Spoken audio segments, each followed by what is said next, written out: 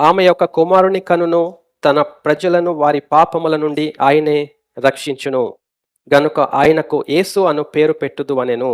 పరిశుద్ధాత్మ ద్వారా దేవుని ప్రియ కుమారుడు ప్రభునేసుక్రీస్తు ఆ కన్యక మరియ గర్భములో నుండి ఉద్భవించినప్పుడు, కుమారుడిగా పుట్టినప్పుడు ఆయన అంటున్నాడు దేవుడు, ఈయన రక్షకుడు, ఈయన యేసు అంటే రక్షకుడు అని అర్థం. ఆ రక్షకుడు ఏం చేస్తాడంటే ఆయన తన ప్రజలను వారి పాపముల నుండి రక్షిస్తాడు. రక్షించకపోతే నరకములో పోతాం, నిత్య నరకములో. రక్షించబడితే నిత్య జీవములో పోతాం. నరకములో ఏడుపును పండ్లు కొరుకుటయు ఉంటాయి. నిత్య జీవములో సంతోషము నెమ్మది ఉంటుంది. ప్రభు మనకు సిద్ధపరిచిన రక్షణ ఆత్మీయ రక్షణ. నన్ను దేవుడు రక్షించాడు. నాకు బాగా అప్పుల భారం ఉండే, తినటానికి కూడా లేకుండే, అప్పులతో భరించలేక చచ్చిపోదాం అనుకున్నా. దేవుని వైపు దేవుని దగ్గరికి వచ్చినప్పుడు అప్పులన్నీ పోయినాయి. ఇప్పుడు నాకు ఫుల్ ఆస్తి. ఆ యేసుక్రీస్తు ప్రభు అప్పుల నుండి రక్షిస్తాడు మిమ్మలను.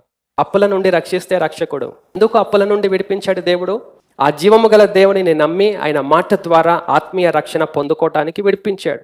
ఎందుకు అనారోగ్యాల నుంచి స్వస్థపరిచాడు దేవుడు? మన ఆత్మీయ రోగాలను స్వస్థపరచుకోవడానికి దేవుని వైపు మన హృదయం తిప్పి, మన హృదయంలో ఉన్న చెడ్డతనాన్ని తీసివేసుకొని ప్రభు ద్వారా పరిశుద్ధపరచుకొని ఆత్మీయ రక్షణ పొందటానికి దేవుడు ఇచ్చిన అవకాశం. అది వదిలేసి మనం చేసే భక్తి, మనం చేసే నిష్ఠ, మనం చేసే ప్రార్థన, మనం చేసే ఆరాధన అంతా కూడా దేవుడు నాకేదో ఇచ్చేయాలి, దేవుడు నాకు ఇచ్చేయాలి, నేను బాగా సంపాదించాలి, గొప్పగా అయిపోవాలి, రకరకాల గ్రీడీ వాంట్స్ అన్నీ మనుషుల హృదయంలో ఉంటాయి, వాటితో చేస్తారు. అది మతం యొక్క వైభవం, చెడ్డది. అది సువార్త కాదు. మన పాపముల నుండి దేవుడు మనల్ని రక్షించడానికి వచ్చాడు.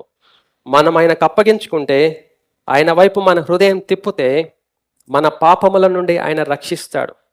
అనుదినం మనం నూతన పరచబడి పాతవి వదిలిపెడుతూ చెడ్డతనాలు, మూర్ఖత్వము, మోసము, అబద్ధాలు, యుక్తి, కుయుక్తి, తంత్రాలు అన్నీ వదిలిపెడతా ఉంటే ప్రభు ద్వారా ఆయన రక్షణ సహవాసంలో వెళ్తా ఉంటాం. మనల్ని దేవుడు కనికరించి సంతోషించి మనకు సహాయం చేస్తాడు, బలమిస్తాడు, అన్ని దారి సరళం చేస్తాడు ఆయన చిత్తం నెరవేర్చడానికి. ఇది దేవుడు సిద్ధపరిచింది. అంతేకాని ఈ లోకంలో కేవలం ఉద్యోగాలు చేయడానికి, వ్యాపారాలు చేయడానికి, చదువుకోవడానికి, ఎగ్జామ్ పాస్ అవ్వడానికి, ఇంటర్వ్యూ పాస్ అవ్వడానికి, ఉద్యోగాలు సంపాదించడానికి కాదండి. ఏసయ్య అక్కర్లేదు దానికి. మన జ్ఞానం ఉంటే చాలు, స్కిల్ ఉంటే చాలు, ఎడ్యుకేషన్ ఉంటే చాలు, చాలండి. ప్రభు అక్కర్లేదు. No need of Jesus. దానికి అక్కర్లేదు ప్రభు.